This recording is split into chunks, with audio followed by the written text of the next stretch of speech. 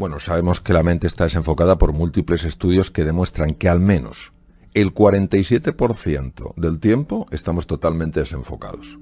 Si esto fuera una cosa anecdótica, no tendría más importancia. Uno se enfoca y ya está. Es que el desenfoque de la mente está asociado con una reducción de la salud, con una reducción de la eficiencia, con una reducción en la capacidad de aprender, de tomar buenas decisiones y con una reducción en la capacidad de conectar con los demás. ¿Por qué es esto?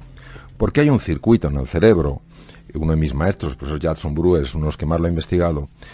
Hay un circuito en el cerebro que se llama la red neuronal por defecto. Es la red del despiste. Tiene sus funciones hasta cierto punto, pero cuando estamos en esa red durante demasiado tiempo, hay otra red que está desconectada, que se llama la red ejecutiva central. La red ejecutiva central es la que nos ayuda a estar en el presente, es decir, en el momento, aquí y ahora, recibiendo muchísima más cantidad de información y por tanto tomando decisiones más deprisa. La red neuronal por defecto nos lleva siempre al pasado o al futuro. Al pasado, a ver qué hice, tenía que haber hecho otra cosa, y al futuro para preocuparnos. Cuando uno aprende a controlar la atención, que no es someter la atención, es enfocar la atención, se ve que hay un cambio en el circuito. La red neuronal por defecto empieza a apagarse y la red ejecutiva central se activa. Esto se ha asociado con mejoras en la salud, potenciación del sistema inmune, mejoras en la eficiencia, mayor sensación de bienestar y mayor conexión.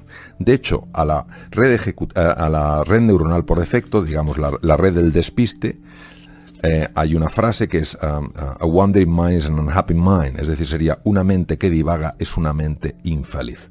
Por eso es tan importante entrenarlo y porque hoy en día que vivimos entre pantallas, el grado de déficit de atención que se está captando en niños y en adultos es absolutamente descomunal.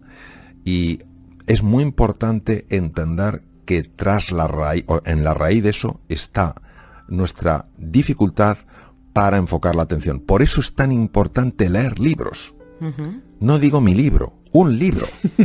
Leer libros, porque el libro te obliga a mantener la atención. Obviamente no digo leer un libro que resulte insufrible, digo un libro que tenga por lo menos algo de atractivo interés para el lector. Y mantenerse ahí en lugar de decir, ya estoy cansado, me voy a ver qué hay en internet. No, es el aguantar ahí, ir adiestrando, ir potenciando ese circuito. Porque si nos damos cuenta, estamos constantemente moviendo la atención de una pantalla a otra. Y es mentira, radicalmente mentira, que la multitarea sea algo que el ser humano está preparado para hacer. No es verdad. La atención es una capacidad del cerebro humano que cuando nosotros la dividimos, es decir, si yo en lugar de prestar atención solo a, divido entre A y B, digo, no, yo puedo estar en A y B. No, cuando estás en A, no estás en B. Cuando estás en B, no estás en A. O sea, la alucinación es que estoy en los dos. No es verdad. Si estás en A, plenamente en A, captarás información que no puedes captar si estás, aunque sea a gran velocidad, pasando a B. Las pantallas nos hacen ir constantemente de A a B. Por eso creo honestamente que la lectura de los libros es uno de los mejores entrenamientos. Y entiendo que hay que volver a esa lectura. El entrenamiento del alma, en este sentido, es el entrenamiento de esa musculatura que nos ayuda a reconectar con eso que para mí es sagrado. Un ser humano es sagrado, los demás son sagrados, la naturaleza es sagrada. La meditación lo que hace es silenciar ese ruido mental, esa jaula de grillos que tenemos en la cabeza, que hace, aunque no nos demos cuenta porque actúa muchas veces a nivel del inconsciente, hace que no nos queramos, que no queramos a los demás y que no queramos a la naturaleza. Por eso, entre los ejercicios que yo sugiero, está el ejercicio de la gratitud. La gratitud ha sido muy estudiada, por ejemplo, en la Clínica Mayo, uno de los mejores hospitales del mundo, en Rochester, Minnesota, Estados Unidos. La gratitud, es decir, por la mañana antes de levantarse, cuando uno se acaba de despertar, pensar 5 personas o 5 cosas por las que te tienes que sentir agradecido. Eso se ha estudiado en múltiples investigaciones y se ve que tiene un impacto en el cuerpo. Por ejemplo, regulación de la tensión arterial en personas hipertensas, mejora del control de la glucosa en personas diabéticas. Dar paseos por la naturaleza, hay que salir al campo, respetar el campo, no tirar papeles en el campo, no tirar latas.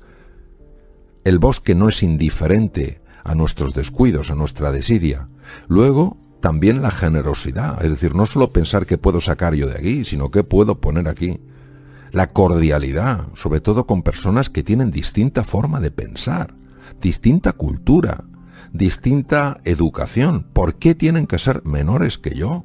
¿O por qué tienen que ser mayores que yo? Somos iguales en este sentido. Entonces, esa cordialidad, esa empatía y desde luego la compasión, que la compasión no es la lástima, la compasión es el deseo real de poner esa empatía en acción. Es decir, ves a alguien que se siente solo, que se siente aislado, que se siente poco valorado y en lugar de decir, bueno, es su problema, tú haces algo, lo que puedas, donde estés, como puedas, para ayudar a esa persona a reducir su sufrimiento. He de recordar que ha habido sonrisas, lo digo en serio literalmente, que han evitado suicidios. ¿Por qué? Porque una persona que está en su momento más bajo, que ha perdido toda la confianza en sí misma y en el mundo, si se encuentra con alguien, aunque sea un extraño, que tenga un mínimo gesto de afecto, de cordialidad, una sencilla sonrisa, quién sabe el impacto que eso puede tener. Y de hecho sabemos por personas que han escrito en distintos sitios que una sonrisa, estoy acordando de una persona que está decidida a suicidarse, una sonrisa por parte de un extraño, en este caso una mujer, ante una torpeza de él, que lo lógico es que hubiera desencadenado una reacción iracunda por la otra persona, lejos de encontrarse con una reacción iracunda, se encontró con una sonrisa. Ese hombre decidió no suicidarse y escribió una carta a un periódico en Estados Unidos explicando su caso. Hay una frase que me ha llamado mucho la atención del libro, que es: si no puedes más, es cuando más tienes que poder. ¿Qué quieres indicar con eso? Una de las personas, aunque soy un poco conocedor de su obra, pero sí me he acercado a mi manera a su obra, es Santa Teresa de Jesús. Santa Teresa de Jesús, Santa Teresa de Ávila, hablaba mucho de esto, aunque no pueda, aunque duela. ¿De qué habla? Vamos a quitar el contexto religioso. Vamos a hablar de un contexto muy humano. Nosotros no somos quienes creemos que somos. Los límites que padecemos y sufrimos en la vida no son límites que correspondan a nuestra naturaleza. Hay una estructura mental que es como una especie de software virulento que hace que nos veamos como no somos.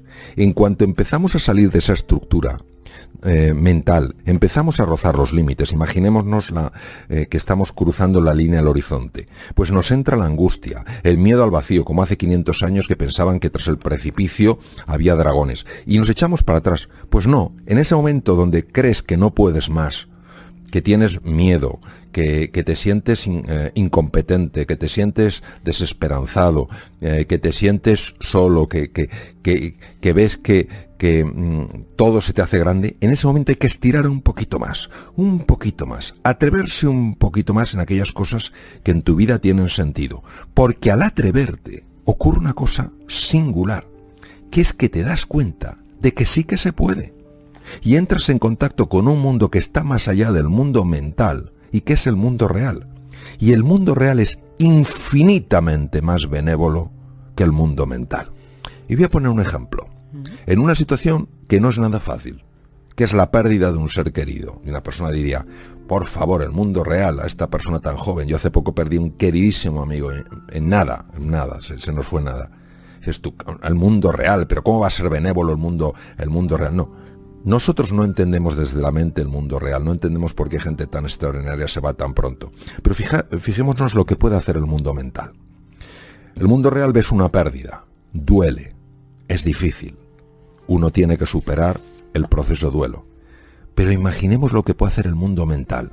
¿Por qué esta persona que era tan buena? ¿Por qué esta persona que era? ¿Por qué nos ha ido alguien que era más malo? ¿Por qué no sé qué tal cual? Y nos mete en una dinámica que, lejos de ayudarnos a recuperarnos de la pérdida, lo que nos llena es de frustración, de resentimiento contra la vida, de desesperanza, de sensación de que la vida es algo tan absolutamente incierto que nos supera. Por eso creo que todo acercamiento al mundo real, incluso con sus dificultades, nos va a ayudar a encontrar nuestros verdaderos límites, que desde luego son muchísimo más superior, o sea, muchísimo más, ¿cómo diría yo?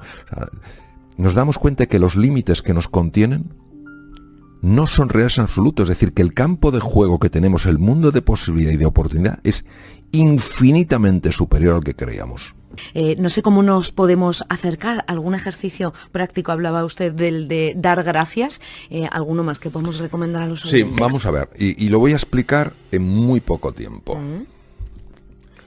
La clave para serenar la mente solo es una, en mi experiencia, que es el dominio de la atención, que no es el sometimiento a la atención, es el gobierno de la atención. Entonces, la atención hay que dirigirla a el presente. Cuando el circuito de la mente errante lo va a querer llevar al pasado en sus lamentaciones y al futuro en sus preocupaciones. ¿Qué es lo que está vivo aquí y ahora? Algo tan sencillo como las sensaciones de mi cuerpo.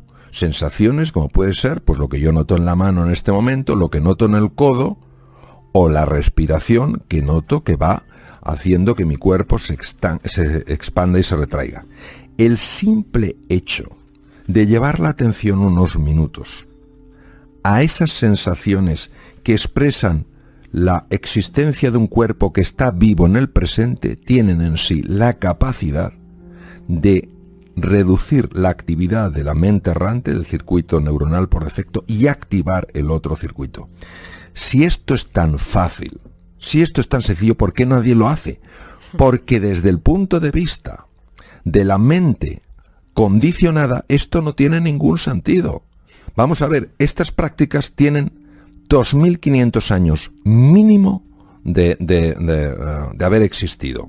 Ya en el Bhagavad Gita de hace 3.000 años ya se habla del problema de la mente, pero fue el príncipe Sakyamuni Gautama Siddhartha, el primer Buda, Sakyamuni Buda, el que descubrió que la mente es caótica, y cuando la mente es caótica genera todo tipo de problemas, y que la forma de serenar la mente era el dominio de la atención.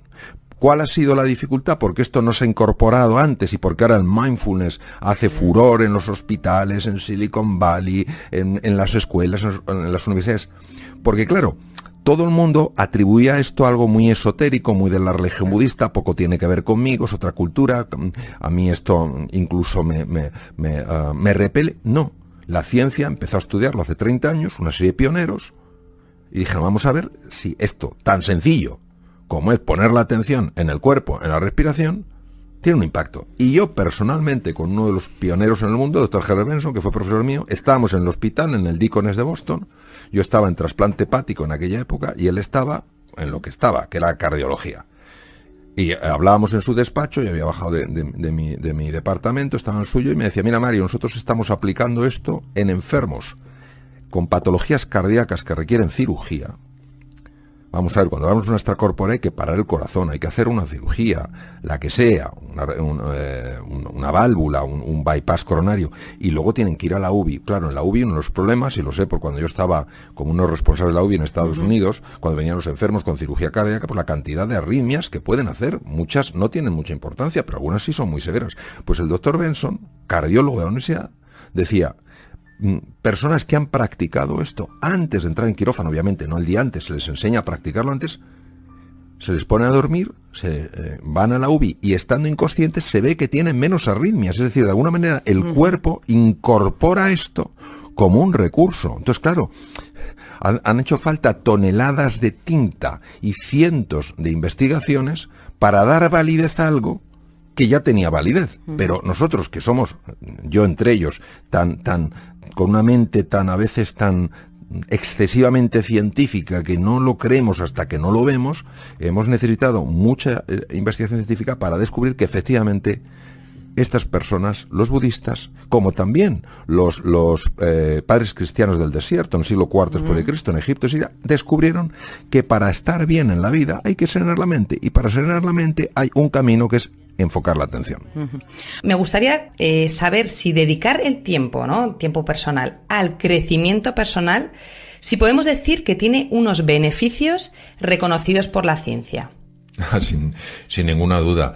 Tú fíjate que nosotros manejamos sin darnos cuenta un esquema que tiene bastantes deficiencias, que es yo tengo que hacer un montón de cosas para tener un montón de éxito y ser famoso, cuando en realidad habría que invertir el esquema. La clave es quién eres tú. Desde el ser, tú haces y tú obtienes. Todo lo que tiene que ver con el ser tiene que ver con el crecimiento personal. Es decir, en el fondo todos somos mineros que tenemos que picar mucha roca de granito para acabar encontrando la veta de oro. La veta de oro siempre estuvo en la mina. Lo que pasa es que nosotros solo veíamos lo superficial, que era, obviamente, la piedra de granito. Cuando uno solo ve la piedra de granito, dice, ¿con esto qué puedo hacer en la vida? Pues poco. Podré vender un poco de granito y obtener pues un cierto reconocimiento, un cierto dinero por este granito.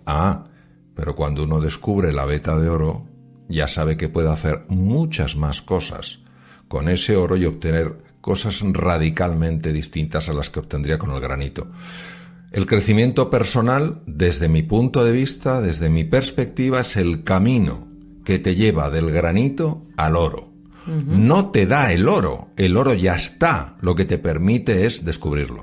Y por supuesto, la ciencia en esto, de forma consistente, está demostrando que es así. Por ejemplo, todas las prácticas de silencio bien llevadas, que son camino hacia la veta de oro, se sabe perfectamente que cambian la arquitectura cerebral, pero además en tiempos que jamás se hubiera considerado posible.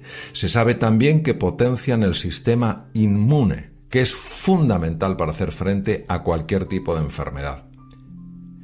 Una persona que sea agradecida, que es otra forma de cavar en esa mina, una persona que sea agradecida es una persona que regula mucho mejor su tensión arterial y mucho mejor sus cifras de glucosa.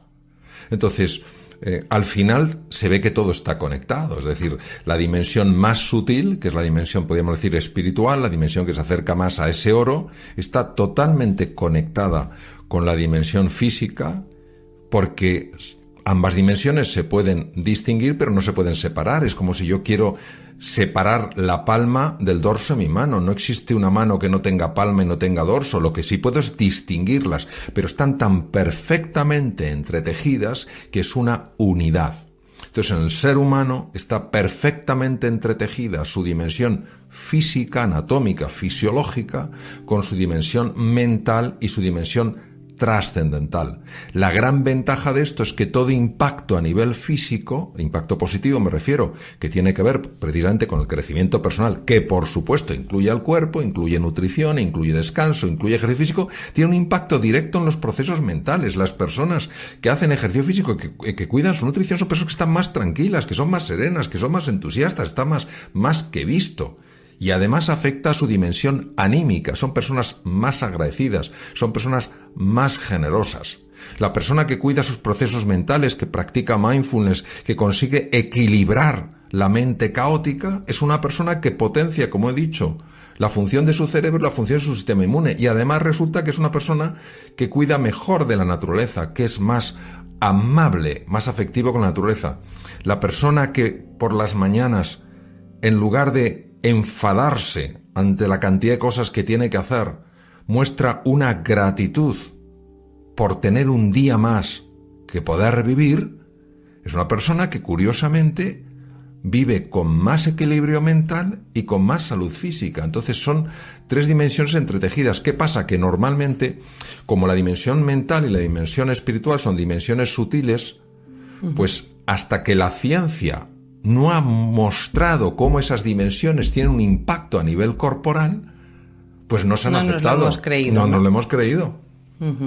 Y a pesar de todos estos beneficios, que me estaba yo poniendo nerviosa conforme te escuchaba, porque es que realmente es brutal, ¿cómo puede ser que sigamos sin sacar tiempo, ¿no? Porque estás hablando de momentos de silencio, momentos de gratitud. ¿Cómo puede ser que seguimos sin sacar tiempo para una cosa que nos da tantos beneficios? Porque la lente a través de la que miramos la realidad es una lente defectuosa. O sea, nosotros nos creemos lo que nos dice la lente, cuando la lente lo que nos está diciendo no es verdad. La lente nos está mostrando el mundo mental, no nos está mostrando el mundo real. Es decir, si yo en el mundo real tengo tiempo, pero en el mundo mental no lo tengo, yo daré más valor más credibilidad al mundo mental que al mundo real. Pongo un ejemplo. ¿Que tenemos tiempo?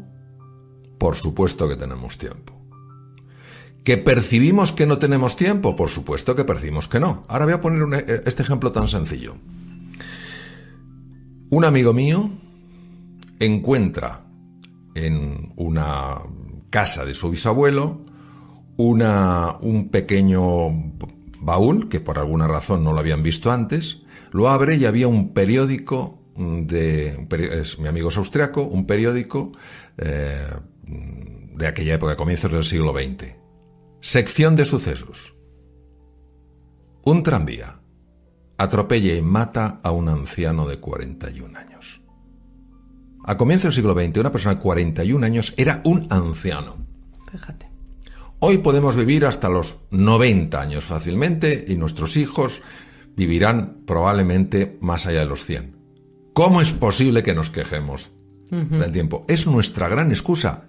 Nosotros no tenemos un problema de tiempo, tenemos un tema de prioridades. Claro, de administrar ese tiempo. Claro, ¿no? Entonces, ¿qué pasa? Que nos cuesta mucho decir no a ciertas cosas. Y tenemos que entender que hay tiempo para hacer lo fundamental, pero no hay tiempo para hacer todo. Entonces, uno tiene que decir qué es lo esencial en su vida. Entonces, lo que no te puedes ir a dormir, yo lo entiendo así, es diciendo no he tenido tiempo. ¿Para qué? No he tenido tiempo para hacer lo fundamental. No. A lo mejor no has tenido presente lo que era fundamental en el tiempo que has tenido. ¿Y por qué siempre lo que no es fundamental tiene más hueco que lo fundamental? Porque yo creo que nosotros en general no gestionamos nuestra propia vida. Todos tenemos un enorme condicionamiento mental a lo largo de generaciones, no es culpa de nadie, es responsabilidad de todos el cambiarlo. Y al final lo que vamos es siguiendo un poco lo que decía Sigmund Freud, ¿no? El ideal del yo. Para ser alguien en la vida tienes que hacer esto y esto. Para ser Entonces buscamos una perfección que nos ahoga. Y perdemos lo que es el sentido de la realidad. Y nos vamos llevando por lo que es el paradigma dominante. Paradigma viene del griego, quiere decir forma de ver, por la forma de ver dominante. Y por eso es tan triste que al final, cuando una persona está llegando al final de sus días, mire y diga, ¿cómo es posible que mi vida haya sido así? Es lo que no acabamos de comprender con calado y con hondura es el poder que tiene la mente para gobernar nuestra vida. Y si no entiendes cómo opera tu mente, si no entiendes cómo tu mente puede ser condicionada, incluso manipulada, y no tienes esa decisión, yo voy a ser el capitán de mi vida, lo cual no quiere decir hacer nada absurdo, todo lo contrario, se trata de hacer cosas inteligentes que te traigan más salud, más bienestar, más prosperidad y más felicidad. No solo a tu vida, sino a la de tus seres queridos. Entonces vivimos atrapados en un espejismo sin ser conscientes de ello. Adam Smith, el gran economista, decía, el pez no sabe que está dentro del agua hasta que alguien le saca de ella. Vivimos dentro de el agua pensando que es lo único que hay. Que solo hay recursos ahí, que solo hay posibilidades ahí. Entonces, hasta que un pececillo asoma la cabeza y dice, anda, si hay más cosas, si puedo elegir. ¿Cómo hacemos el cambio para que nos deje de importar el seguir haciendo o diciendo que hemos hecho estas cosas, ¿no? ¿Es miedo al que dirán o...? Sí, vamos a ver, siempre nos va a importar la opinión de los demás. A mí cuando alguien dice, a mí lo que los demás opinen no me importa, no es verdad, no es verdad. A todos nos importa la opinión de los demás y cuando alguien haces algo con interés, le pones cariño y a lo mejor la reacción es dura, claro que duele. El problema no es que nos importe, el problema no es que nos influya, el problema es cuando nos determina. Es decir, cuando tenemos tan poca autoestima que buscamos la estima en lo que otros nos estiman. Entonces, por eso es tan importante desarrollar una autoestima sólida, porque los demás te pueden estimar más o menos y eso te puede afectar más o menos, pero si te hunde, es que tú no has construido una sólida autoestima.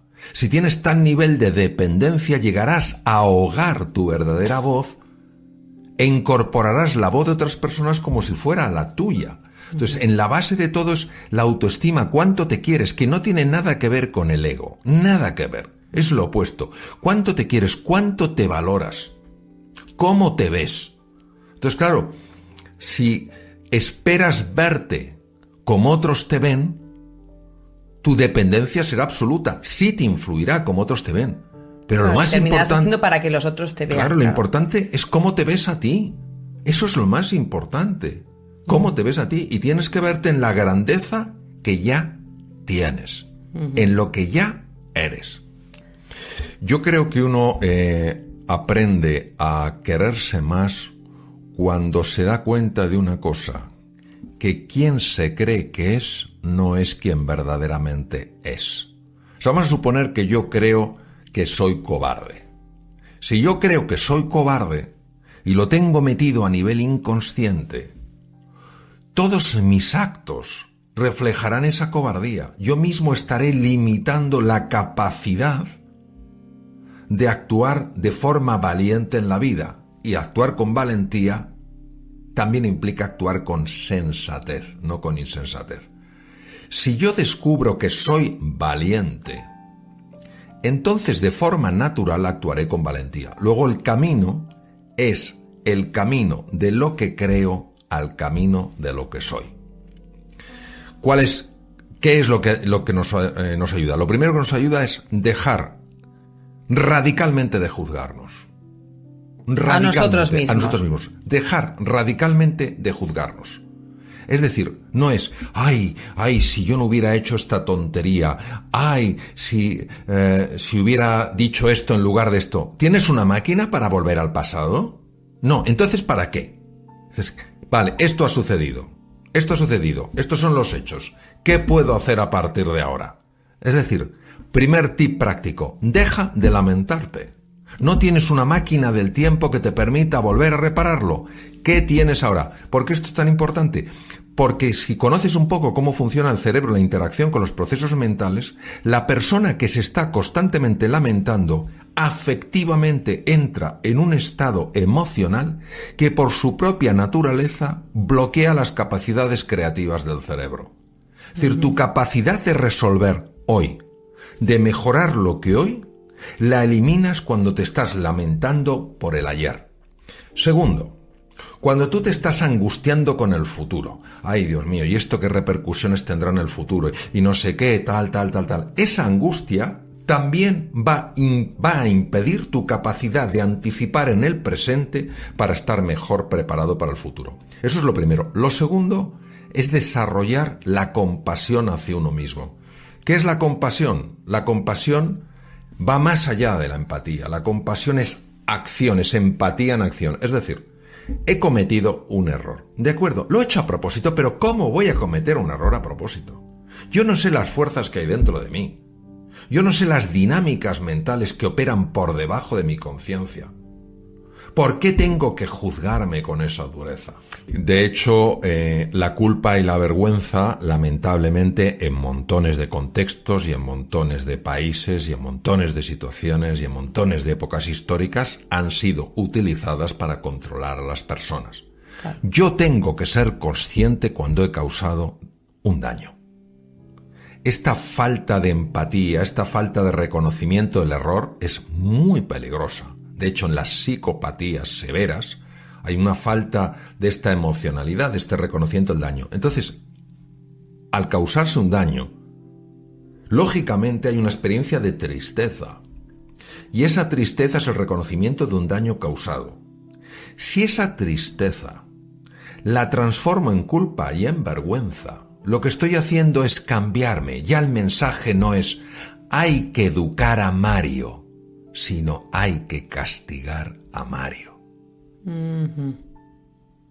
Claro. La intención profunda es la clave de todo. Si mi intención es educar, yo abordo la situación de una manera. Si mi intención es castigar, lo que voy es a dañar. Claro. Pues es una amabilidad con uno mismo sin perder por ello firmeza. Cuando uno se va a la culpa y al castigo, ahí no hay firmeza, ahí lo que hay es dureza. Y de allí no puede crecer nada bueno. Entonces, a mí me parece, lo utilice quien lo utilice, que la culpa que es por lo que has hecho, y la vergüenza, que es por lo que eres, no tendría que tener cabida en nuestra vida.